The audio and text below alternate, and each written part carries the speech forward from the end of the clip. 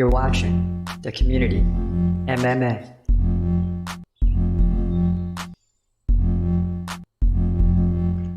What's happening? It's your boy Chris Cross checking in. And yes, this is The Community MMA. Last night it went down, UFC London. We'll get into that. Just a few days ago, Hamza versus Costa was announced. And then Islam Makhachev versus Charles Oliveira on the same card. I mean, it's absolutely ridiculous. So, we're going to be talking about that for months. Full breakdown in the previous podcast. Make sure you go back and check that out if you missed it. But UFC 294 is going to be unbelievable. Let's begin with how things went last night. UFC London. Here in America, the card begins at noon. People are barely waking up, getting out of bed, things of that nature. So it gets off to a slow start, but things get hot and heavy in the main card. You had a lot of decisions in the early prelims. I mean, this is a 15-fight card marathon yesterday. But thankfully, toward the end, you had some finishes, some excitement.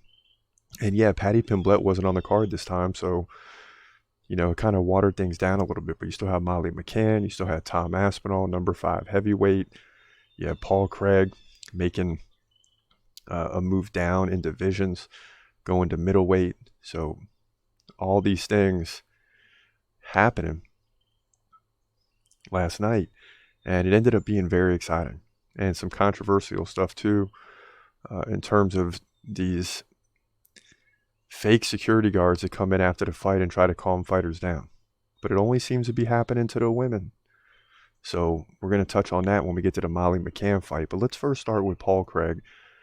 Paul Craig last night making a change in divisions. And, he was fighting in the light heavyweight division and was ranked in that division. Now he's making a move down to middleweight. He's number 9 light heavyweight, but having trouble getting up there, right? So he's going to jump over to middleweight, and lose 20 pounds. I mean, which is incredible. Guys change divisions all the time, but the light heavyweight to middleweight change is very difficult. You're talking going from 205 to 185. 20 pounds. But he's going to take on Andre Muniz, right? And he's going to try to get ranked in 2 divisions because Andre Muniz is number 14. But he couldn't possibly beat Andre Muniz dropping all that weight. I mean, could he? This is how it went down last night. It was wild. Paul Craig beginning to take command of this fight now. Inside control and just pounding away with the right hand toward the rib area. Now he's using the left hand to keep the head under control. Maintain his high control. Ooh, and a nice elbow. And Paul Craig looking good in the middleweight division right now. And he's in the full mount pounding away and the crowd is going crazy. They're loving this. And how big would a finish be going down to the middleweight division? Now he's in the full mount once again. And Muniz is covering up. He's not fighting back. This is the number 14 contender, ladies and gentlemen. And we got something here with Paul Craig now in the middleweight division. And he feels it. Boy, he wants to be ranked. Look at this.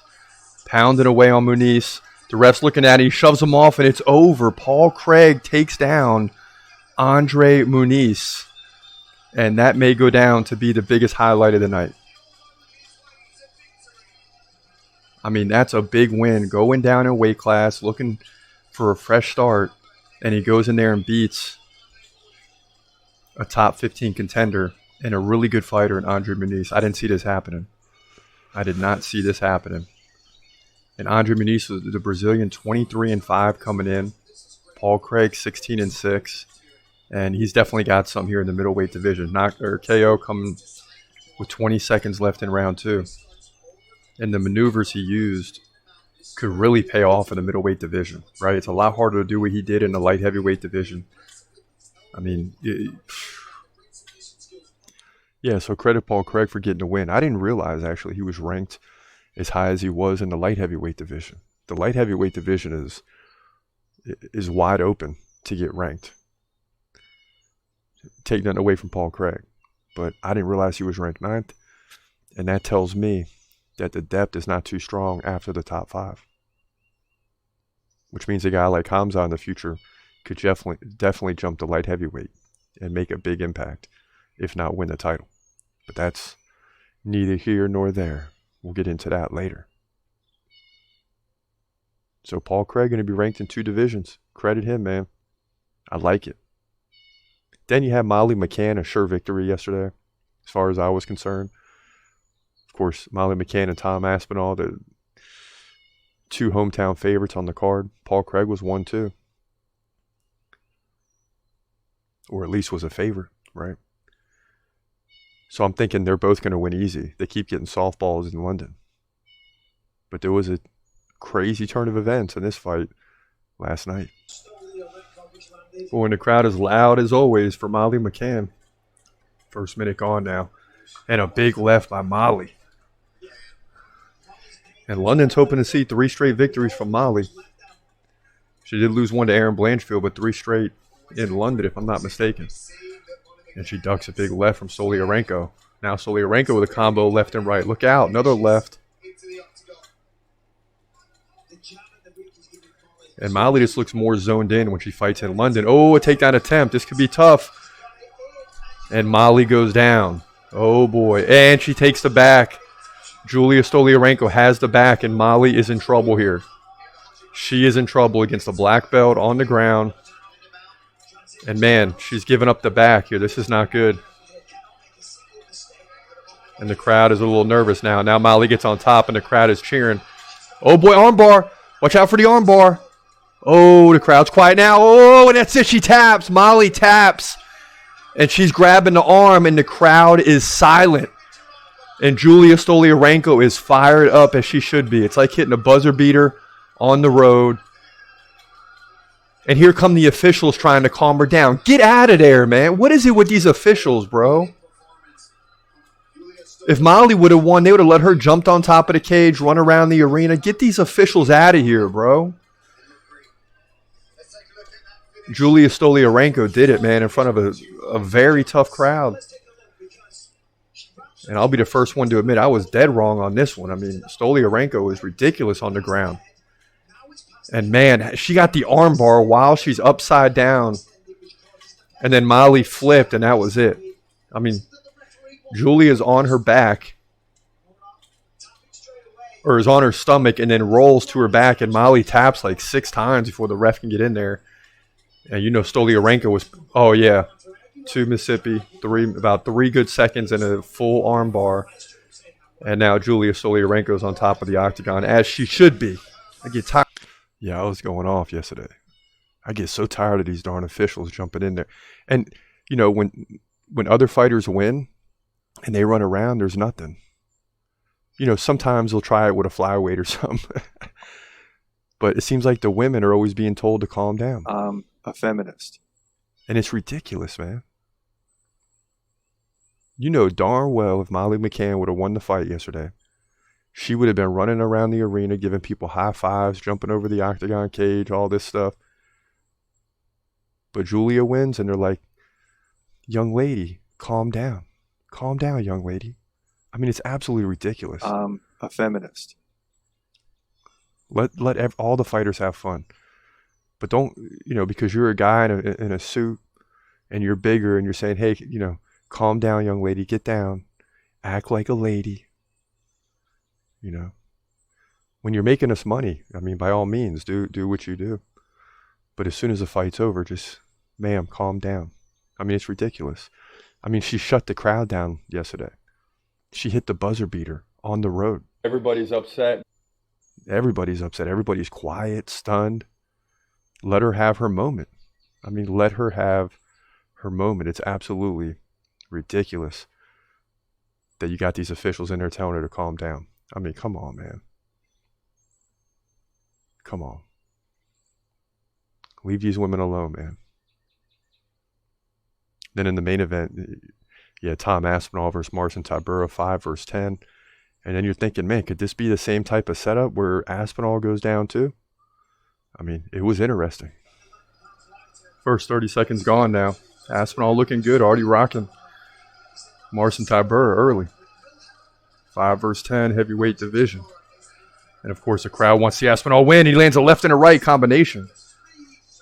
Tybura took it, covered up. And they're back to the center. Ooh, and a nice body kick. See, that'll drop the arms of Tybura if Aspinall can land a few more of those.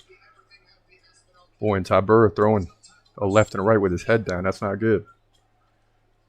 Doing it again. And I know Aspinall sees that.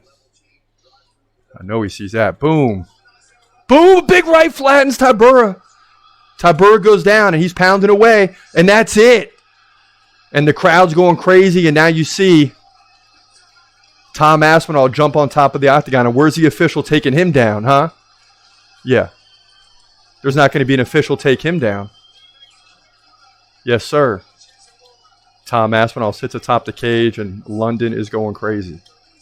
And, they got a real fighter in Tom Aspinall. I mean, the guy's number 5 in the division, and he continues to beat who he's supposed to beat. He had the unfortunate incident against Curtis Blades, but he just continues to win. And this is a guy that's a real contender in the division. He's not up there with the John Jones and Stipe's and Sergey Pavlovich's just yet, but he's there. He's right there. He's just behind those guys that I just said.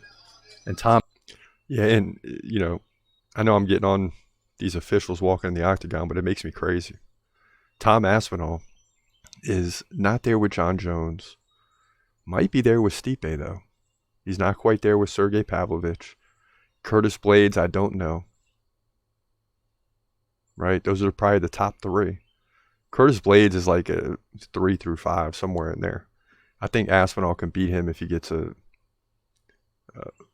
on his best night, if he's fighting on his best night. John Jones and Pavlovich are the top 2 in the division. Please believe it. Cyril Gane's up there. Cyril Gane will beat Curtis Blades. So Cyril Gane's probably the 3rd best in the division. Then you got Tom Aspinall at 4 or 5 with Curtis Blades. I mean, that's about where it stacks up. Now, yesterday, we did have a solid night with the picks, right? What saved us, and this is the opposite of what we're used to, been trending the last 3 weeks, been really focusing on these early fights, which we normally don't do. Got us in trouble earlier in the year. 5-0 to start the night. Then we're 5-6 down the stretch. You see the main card. I mean, it's not usually like that. Well, we're 3-4. 3-4 in the main card. We got Aspinall. Nathaniel Wood put on a heck of a performance. That was a great fight. Lerone Murphy remained undefeated, 13-0. But Andre Muniz fell to Paul Craig. Jai Herbert fell. Davey Grant fell. Danny Roberts, Jamal Pogues, those guys fell. Thought they would win. But, at the end of the day, 9-6 on a 15-fight mega card that, we're working up to the last minute to get these predictions done, as well as do the podcast. And then you got the Ultimate Fighter and Contender Series coming up. So there's a lot of things going on, man. Struggling to keep up sometimes. But we got to get the picks in before this thing starts. And we'll take a 9-5 night. 19-6 in the main event. We'll take that. 19 out of 25. That's hard to duplicate. And we started 16-2 last year.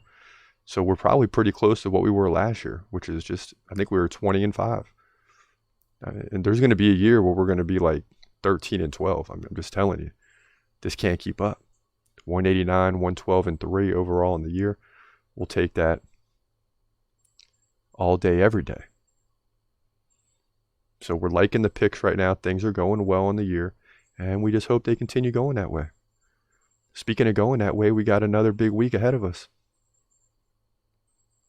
UFC 291. You got Jan versus Pereira. You got Poirier versus Gaethje for the BMF. Forget all that. This is the last chance for the 2 old heads of the division. But before we get into those 2, let's look at Jan Blachowicz versus Alex Pereira, because this is going to be a big light heavyweight fight with a vacant title right now. The vacant title is not on the line, but the title is vacant. It'd be interesting to see who's going to fight for that, because there's the 3 best guys are on the sidelines right now. But if Pereira can come in and beat Jan, then we have a true guy for the vacant belt for sure. And that's why this fight is so interesting. Let's get into it. In the light heavyweight division at UFC 291, you got Jan Blachowicz coming at 29-9, taking on newcomer to the division, Alex Pereira, who comes in at 7-2, the former middleweight champion who beat Adesanya, then eventually lost to him in the rematch. Now, Pereira stands 2 inches taller at 6'4". He's 36 years old. Blachowicz is getting up there. He's 40 years old. Pereira, 1-inch reach advantage. Both guys stand right-handed. Now, Pereira is more active, 5.2 significant strikes per minute to just 3.4 for Blachowicz. So, over the course of the fight, you're looking at a 40 to 50 significant strike advantage for Pereira. The takedown game between the two will be non-existent because Pereira doesn't go for takedowns, and he's got great takedown defense. So he has the advantage on the feet. Now, Blachowicz lost 2 of the last 3 to Ankalaev and Glover Teixeira, but between those two, he did beat Alexander Rakic by 3rd round KO. So he still has some power, very capable of winning. Now, Pereira has fought in the middleweight division, storming to the top, beating Sean Strickland, Bruno Silva, and eventually Adesanya by 5th round KO for the title. Then lost it via 2nd round KO by Israel Adesanya. So now he moves up a division. He doesn't have to cut all the weight. 205 pounds is perfect. He's probably standing at like 220 and will still have to drop weight, but will look like a huge light heavyweight fighter. And this is going to be an interesting fight. I'd like to tell you Jan Blachowicz is going to win the fight, but I just don't see that happening. Pereira may not win the title, or maybe he wins it and loses it like he did in the middleweight division, but I don't think Jan Blachowicz is going to be a big hurdle for him. Blachowicz will land some punches, but Alex Pereira is a great counter striker. And yes, Blachowicz beat Adesanya, but that was a different situation because he just controlled Adesanya due to the weight advantage. He won't have that advantage so much against Alex Pereira. This is the perfect division for Pereira, and I think he's going to prove it in this fight, outstriking Blachowicz, possibly getting a KO somewhere between rounds 3, 4, and 5. In doing so, he'll move to 8-2, be in the top 5 of the light heavyweight division, and the sky is the limit. Look out, Jamal Hill and Yuri Prochazka, because Alex Pereira is coming. In my opinion, he wins here, light heavyweight division, UFC 291. Yeah, and at that time, the belt wasn't vacant. So Jamal Hill's out of the way. Yuri Prochazka's out of the way. And how long can the UFC wait? They got to have a interim title. And if I'm Hamza and I smash, and unfortunately that's going to be several months away, so it'll probably have something lined up. But Hamza, should be in those discussions. I know some of you get crazy when I say that because you don't understand how good Hamza is. But, Pereira wins will probably put him up against Magomed Ankalaev, maybe. I know the UFC is mad at him and Jan Blachowicz for a boring, lackluster fight that ended up being a draw. So, we'll see how it goes. But if Pereira wins, he's definitely one of the two in the fight for the vacant belt. That's why he's getting this fight. Make no mistake about it. Now, always an interesting fight. I know these are the old heads of the lightweight division. Dustin Poirier versus Justin Gaethje. Forget the BMF belt. That's a joke. But these guys are the old heads. And this is a huge fight because for the loser, they're out of the discussion. The winner could make a case to fight the winner of Islam and Oliveira. Or is one more fight away from a title. Like they're on their last leg. They're on their last run. And to me, Poirier is always in the mix. But he's got to win this one. So here's what we think about Poirier versus Gaethje. In the lightweight division at UFC 291, you got number 2 contender, Dustin Poirier, coming in at 29-7, taking on Justin Gaethje, who comes in at 24-4. And this is the second fight, the rematch. Now, Gaethje, 2 inches taller at 5'11". Both guys 34 years old, often referred to as the old heads of the division, but they're not really that old, just 34. That's why they're holding on. Poirier, 2-inch reach advantage. He fights left-handed. Gaethje fights right-handed. Both guys very active, which is why the first fight was so great. You got Gaethje, 7.4 significant strikes per minute. Poirier, 5.5 significant strikes per minute. That's incredible. And Gaethje wants to keep the fight standing. Poirier can take it to the ground. He lands like a takedown every 3 rounds. So maybe 2 throughout the fight. Now, when you go back to the last time these two fought, you got to go back to 2018, right? So a little bit younger. Both guys, right around 29, 30 years old. It led to a fourth round KO by Poirier. He led 174 to 115 in significant strikes at that time. But many believe this fight's going to be a lot closer. Since that time, he's been about 7-2 in the UFC, only losing to Charles Oliveira by rear naked submission. He also lost to Khabib in the same way. So he's only lost to the two previous champions. He beats everybody else. And Dustin Poirier's been knocking on the door for a long, long time. And he hasn't fought Islam yet, so that could be interesting. Now, Gaethje, on the other hand, has also lost to Charles Oliveira and Khabib. That's it. Both these guys have lost to the same fighter. They beat everyone else. He's beaten Rafael Fiziev. Majority decision, but it's a win. Michael Chandler, Tony Ferguson, Donald the Cowboy Cerrone.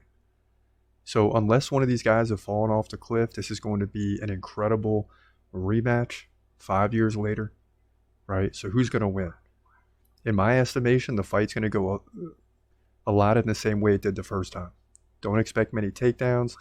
This is going to be a stand-up striking affair, but Dustin Poirier is going to win the fight once again. And it's incredible because, usually two fighters like this, the stats hold up. So you would think Gaethje would outstrike him by like 50 significant strikes, but it was actually the opposite. And Dustin Poirier gets in there, and forget the numbers.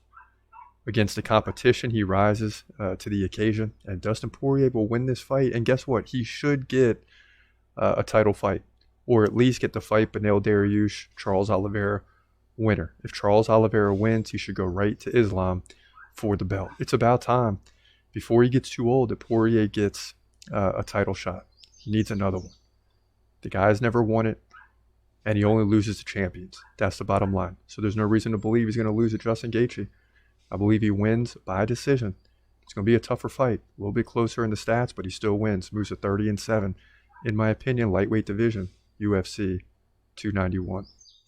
Yeah, and again, this is just a battle of two guys on their last leg. One last opportunity. And if Poirier can get the win, maybe he gets a fight with Islam. But here's the deal. If Islam wins, if Leon Edwards wins over Colby, whenever that fight happens, and that's still not announced. If Islam wins, if Volkanovski wins, you're going to have champions trying to move up in different weight classes, trying to steal the belt. Because Islam might match up well with Leon. That could be a blockbuster fight. And guys like Dustin Poirier, Hamza, fighters like that. And I'm assuming Hamza beats Costa. Make no mistake about it. You're going to have Dustin Poirier and Hamza sitting on the sidelines as guys move up and down in divisions, trying to get and secure titles, trying to get 2 titles. So now we're moving away from the rematches. If these guys win, if they lose, there's going to be rematches. But if they win, you're going to have guys trying to move to different divisions to capture the belt. Please believe it. Please believe it. But UFC 291 is going to be an interesting affair this Saturday night. Some interesting storylines for sure. Not the best card. There's no title on the line. And that hurts a pay-per-view event. But you can't have a title on the line every pay-per-view event. There's going to be 1 or 2 a year that are like this. And this is that one. But for now, that'll do it. I hope you guys enjoyed the podcast. Check us out on YouTube /community MMA for more content. Depending on where you're listening. If you're on YouTube, check out the Spotify podcast, or on Amazon or Google Podcasts, wherever you play your podcast. Just search the community MMA, excuse me. But for now, this your boy Chris Cross. Hope you have a great day and God bless. As always, peace.